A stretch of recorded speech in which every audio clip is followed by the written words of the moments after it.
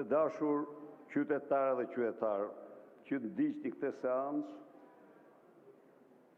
në rendite një çështje shumë e rëndësishme për ju, familjet tuaja, buxhetin tuaj, një çështje që lidhet direkt me kursimet tuaja,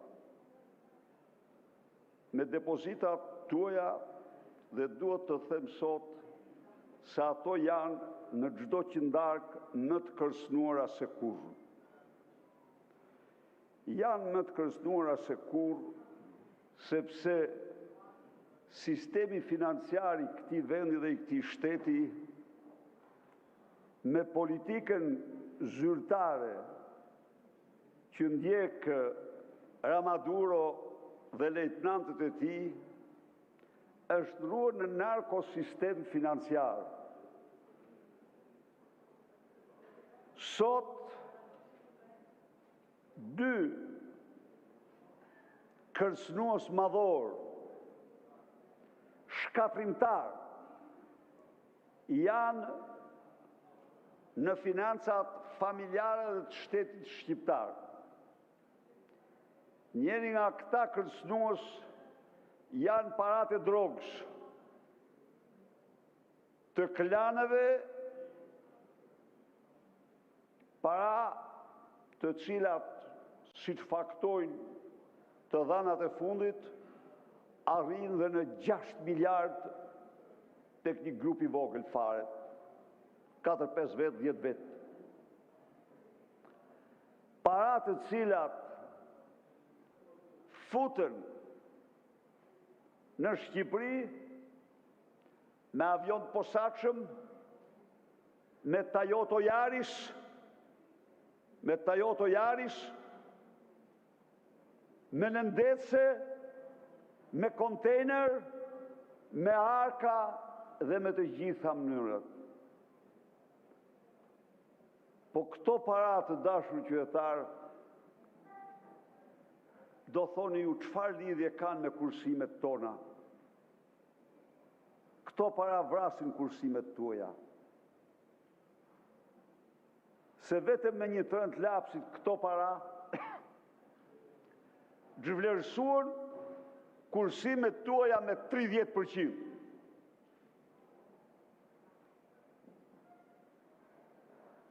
Këto para me një trënd lapsit zhvlerësuan parat që u dërgojnë fëmijët tuaj, njerëzit tuaj, për kursime, me 30%.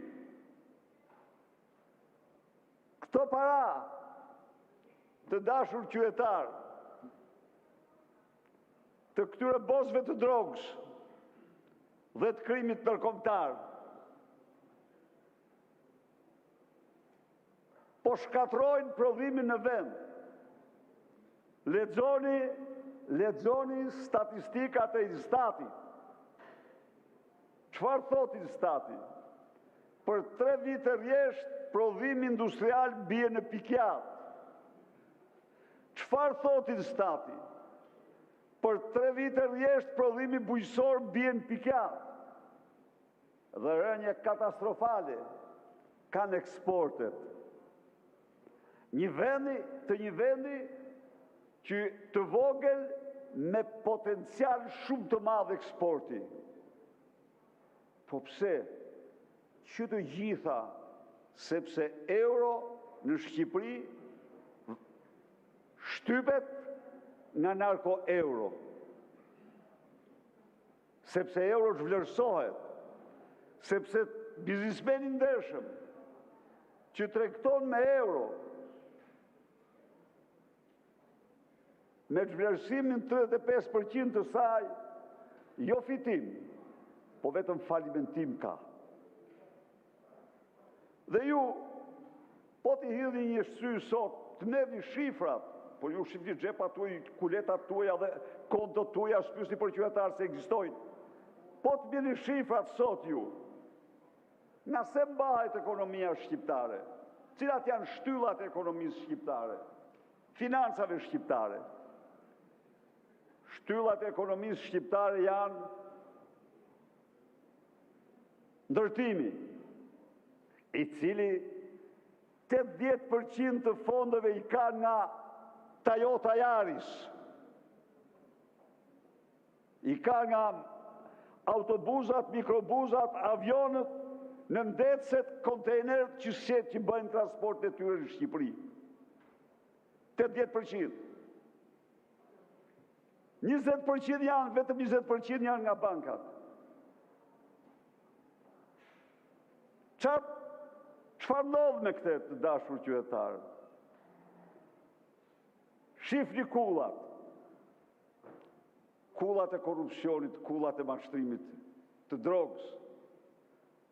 Me çmime stratosferike, mollë ndalur,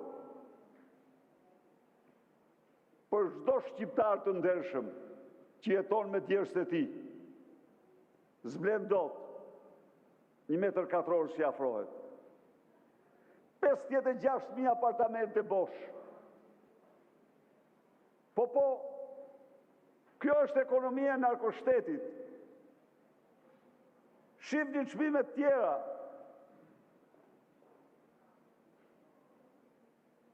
%17% ushqimet më të larta se në mesatarën europiane. Shkoni ju, keni njerëz në Greqi, të gjithë keni njerëz në Greqi, në Itali, kudo që janë. Dhe do u thonë që çmimet këtu të ushqimeve janë më të lira se në Shqipëri.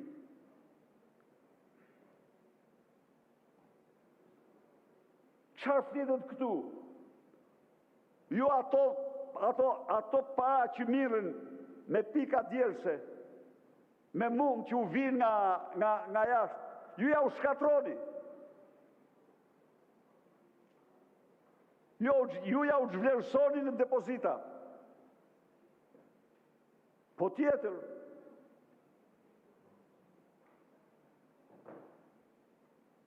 ju e nërpret seancën, zoti kryetar, e kaluar, vetëm se unë fola për Aruben, fola për pritjen që i ka bërë Luftim Hysit Edi Rama në selin e kryeministrit. Po, çfarë janë ato? Ata janë marrëveshje që Shqipërinë ta shndrojnë me megalavatrishën, më të madhe në Europë të parave të krimit. Dhe sot nuk kërkoj asgjë nga qytetarët, as nga deputetët, vetëm të lexojnë. Të lexojnë dhe do të gjejnë raportet e fundit se degët e karteleve të drogës të Amerikës Latine, degët europiane të tyre, dominohen më shumë se kushdo tjetër shqiptar. Shqiptarët janë transportuesit më të mëdhej të ngarkesave më të mëdha të drogës nga Amerika Latine, nga Amerika e Jugut në Europë.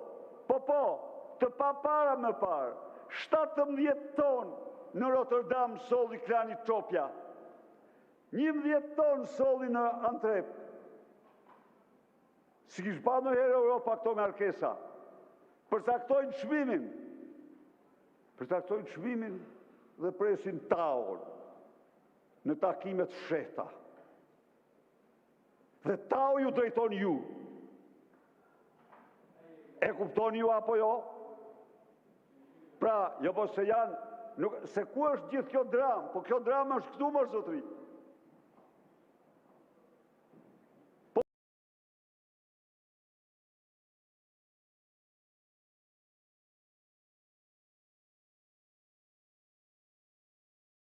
Këtu kemi qenë, ju kujtohet ka memorie ky parlament,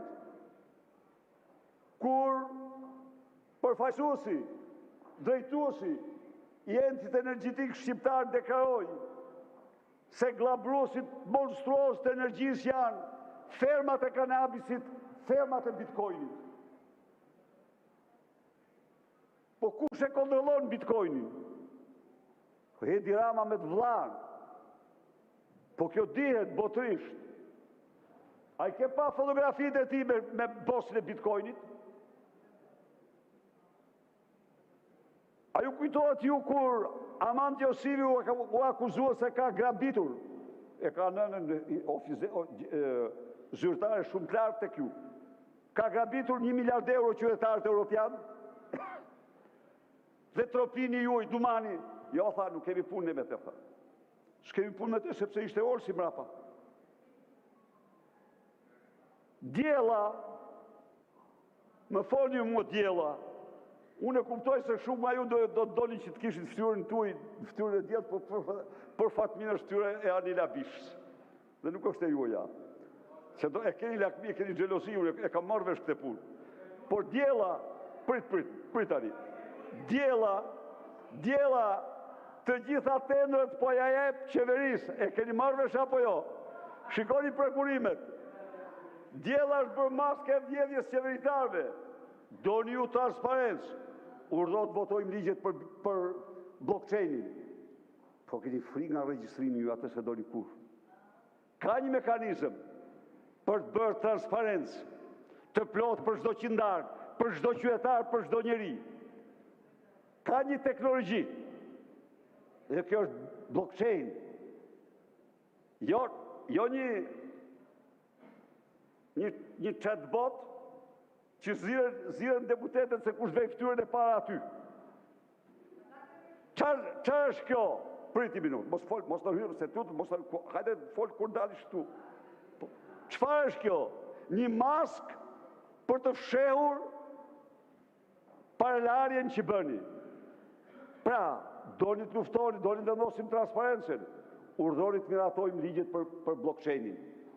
Aty po, aty e detyruar të regjistosh çdo gjë. Ato që e kanë bërë i kanë dhënë goditje shumë të fuqishme korrupsionit.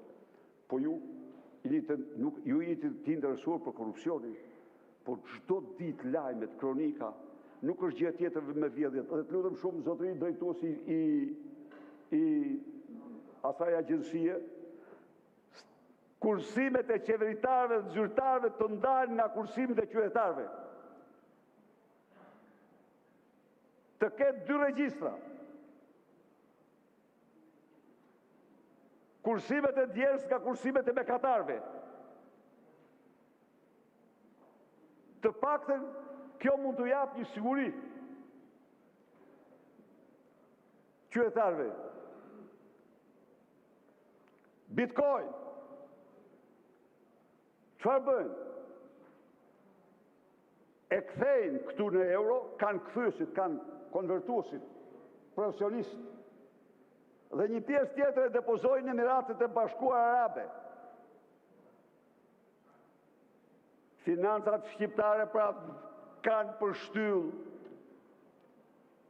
2 shtyllat e tmerrshme krimi.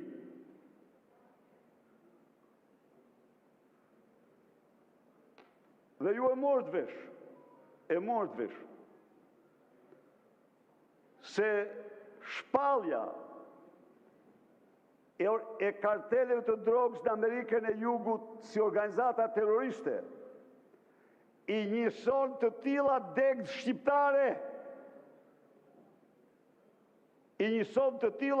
shqiptare. Po, degë shqiptare në Europë. Kjo është e vërteta.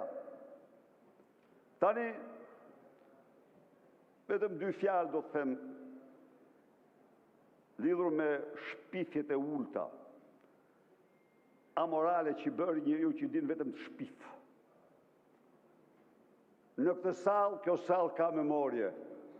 Kjo parti është iniciatore e rezolutës për njohjen e Republikës Kosovës në atë kohë kur ju dridheshit në vitin 91. Qeveria e saj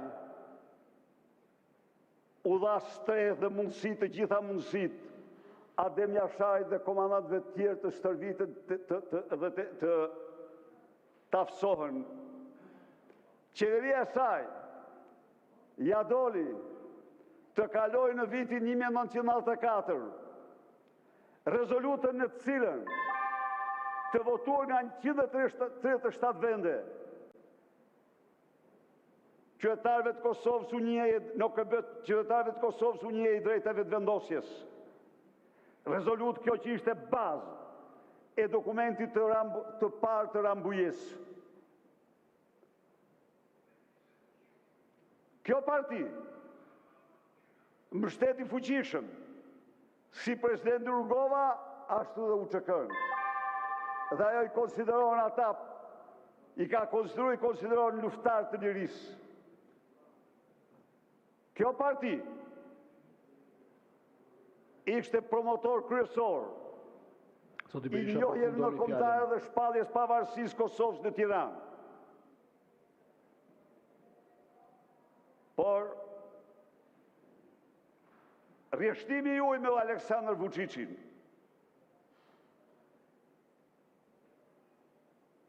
shtrimi i kreut tuaj në argat të Vučićit ishte tradhtia më e madhe që u bërë shqiptarëve dhe Shqipërisë pas asaj të ndërhoxhës. Dhe këtë që bë... Zoti Berisha, koha mbaroi. Në emër të Këshillit të Ministrave e ka kërkuar fjalën ministri Toni Gogu. Zoti Gogu, keni fjalën.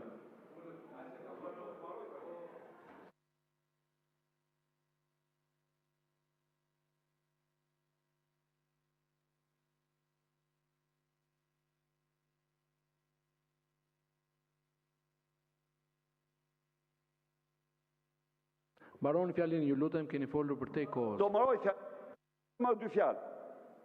Kështu që ajo që bëni ju është një karnaval me të cilën dëmtoni palësërisht statusin